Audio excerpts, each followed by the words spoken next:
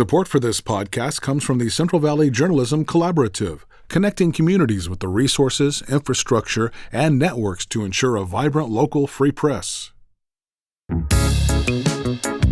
From KVPR in Fresno, this is Central Valley Daily. It's Tuesday, February 17th. I'm Elizabeth Arkalian. Immigrant communities in the San Joaquin Valley are living in fear and confusion over the possibility of detention or even deportation.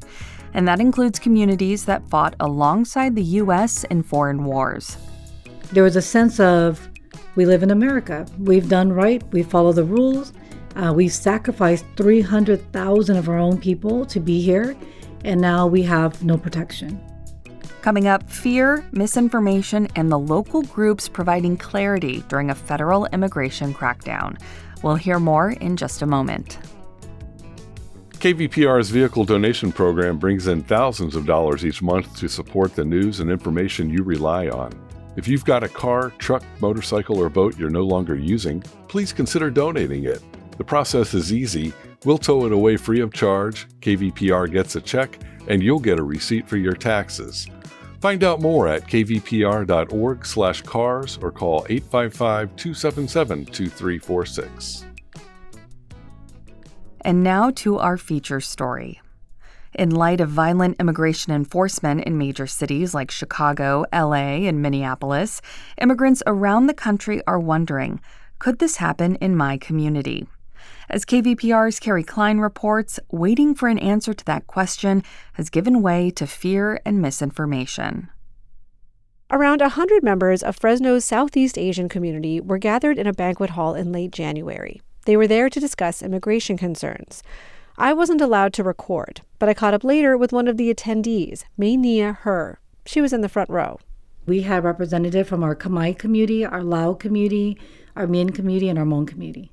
Her is the executive director of Stone Soup Fresno. It's a nonprofit with a preschool and other services for kids and adults. Her is Hmong, and she explains the Hmong story is unique.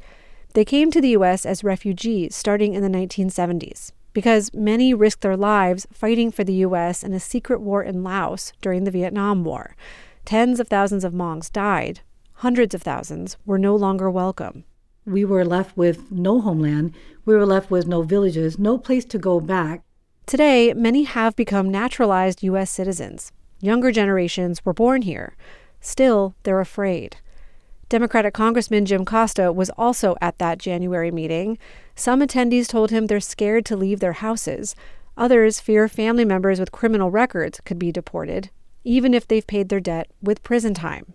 There was a sense of, we live in America. We've done right. We follow the rules. We've sacrificed 300,000 of our own people to be here, and now we have no protection. Costa responded to say ICE's tactics are wrong and that he's tried to fight ICE through legislation, along with other Democrats in Congress. But he said those bills have largely stalled in the Republican-controlled House of Representatives. He couldn't assure these people they'd be safe from deportation.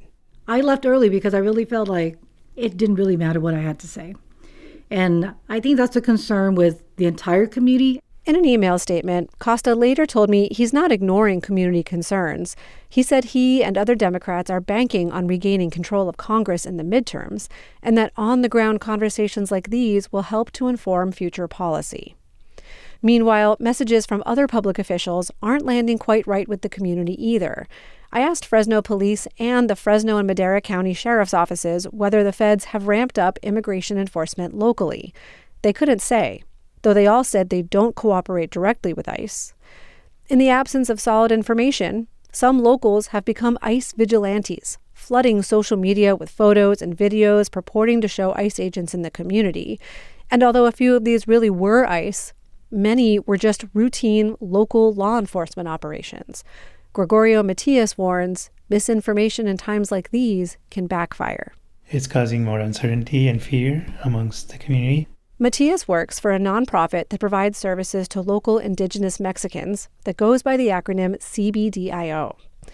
Part of the confusion is that ICE agents commonly wear plain clothes and face masks, but also federal agents are already in the San Joaquin Valley. They just commonly detain people at check-ins at federal buildings. not usually in community raids, as we've seen unfold on national TV. It is confusing. But Nora Zaragoza Yanez warns.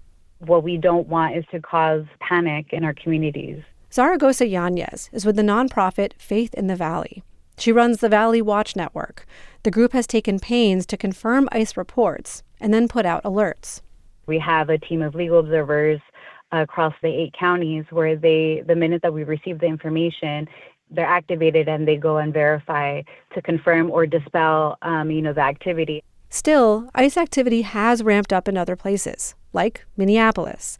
And protesting ICE has led to some unusual bedfellows in the Valley, like high school students staging mass school walkouts for weeks. Even Fresno's Republican Mayor Jerry Dyer has called for keeping local control in order to maintain community trust. But for now, protests and press conferences here are mostly done in anticipation of what could come next. And community organizations are finding themselves in the middle, serving as primary sources of information, like Stone Soup Fresno. Mania Her said the group recently led a Know Your Rights workshop. We had a very diverse community that showed up. And so we know that the questions are there. We know that the need is there. She also knows these days the answers are changing constantly, just like the emotions. For KVPR News, I'm Kerry Klein. And Kerry joins me now to dive deeper into her reporting. Welcome back, Kerry. Hi, Liz. Thanks. Okay, so first of all, could you tell us about the public meeting that you attended in late January? It brought together different members of the Southeast Asian community. Where did it take place? What did you see when you attended? Give us the rundown. Yeah, so the meeting was convened by the Fresno Center. It's a nonprofit in Southeast Fresno that provides a lot of services to various Southeast Asian diaspora in the Fresno area. There was a big showing, around 100 people, as I say in the story. Many were community members there to just speak on behalf of themselves or their families. There were also representatives of lots of other community organizations that are involved in, for example, health or refugee resettlement, not just Southeast Asian communities, but kind of in the wider Fresno area as well. Fresno Unified School Superintendent Misty Her was there. Also, Fresno City Council member Brandon Vang. They're both of Hmong descent. City Council member Nelson Esparza was also there. He represents areas nearby, though he himself is not of Southeast Asian descent. None of these local leaders spoke, however, at the event. They primarily passed the microphone to community members themselves and, of course, to Congressman Jim Costa. Now, in your reporting, you mentioned that many people have confused local law enforcement for ICE in social media videos. So what were some of those operations or those other operations if they weren't ICE? Do we know? Yeah, some of them we know, some of them we don't. Some of them were just simply routine operations by local police departments and sheriff's offices. So things like arrests, search warrants, they can be for any number of reasons. I think a lot of people in the community, they'll see officers in tactical vests stepping out of unmarked cars and immediately think they're ICE. But remember that also can be undercover operations by local agencies as well.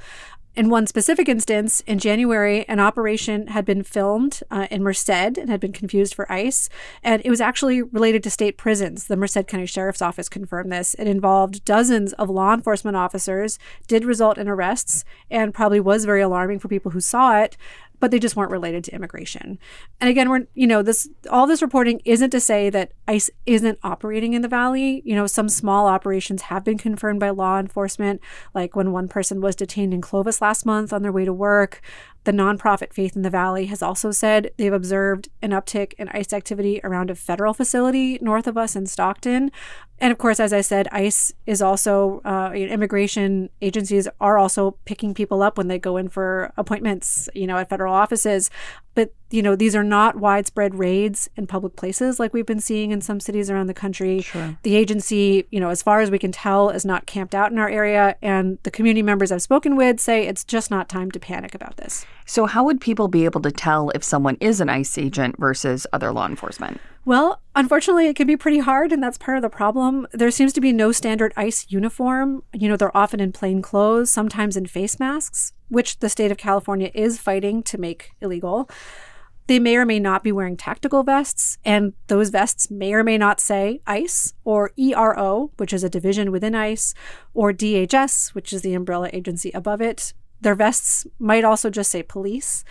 ICE may also be working together with other federal agencies like Customs and Border Patrol, the FBI, or the U.S. Marshals. But ICE officers should not be wearing the insignia of other local agencies. So if you see a badge on someone's sleeve or on their jacket or vest that names a specific local police department or county sheriff's office, that person does not work for ICE. And so remember that local law enforcement agencies do not carry out immigration enforcement if you see them out in the community. Good clarification. Speaking of local law enforcement, what have agencies been saying about ICE operations in the area? Well, so like I mentioned in the story, I asked some questions of 3 agencies, Fresno Police and the Fresno and Madera County Sheriff's Departments. All of them did respond to me, but none granted an interview request on this topic, and none were willing to speculate on ICE activity in the region. But in the past, Fresno County Sheriff John Zanoni and Fresno Police Chief Mindy Casto have spoken to other news outlets, particularly with Fresno Land. They did speak out against plainclothes officers and face masks being worn by these immigration officers. Plus, many agencies are putting out more notices when they conduct major operations out in the community. That includes the Madera County Sheriff's Office. Their spokesperson, Kate Wertman, told me that they will post to social media when and where a large-scale operation is occurring in the community in order to promote transparency, prevent misinformation about police enforcement, police operations. However, this increased transparency was not sparked by ICE. They started doing this in 2024. And of course, they're not informing the public of every operation that they do. And you mentioned the Valley Watch Network in your story. Where can people find more information about that? Yeah, so the Valley Watch Network, it's a rapid response network run by Faith in the Valley. And when they do confirm ICE activity somewhere in the San Joaquin Valley, they will post community alerts to their social media pages, Facebook and Instagram. They seem to be one of the main sources of reliable information on the ground in the Valley about immigration enforcement. Many immigration lawyers and community organizations I've spoken to have pointed me back to them. So if you have a tip or you think you've seen ICE out in the community, give them a call. They're 559-206-0151, and their team of legal observers will investigate. All right, KVPR Associate Editor Kerry Klein, thank you so much for this reporting. Yeah, sure thing, Liz. And that is today's show. Do you like what you hear on Central Valley Daily? Support the show by leaving a 5-star rating in your podcast app. We really appreciate your support. Today's episode was produced by Kerry Klein, Jonathan Linden, and KVPR with support from the Central Valley Journalism Collaborative. I'm Elizabeth Arkalian. Find the latest local news anytime at kvpr.org.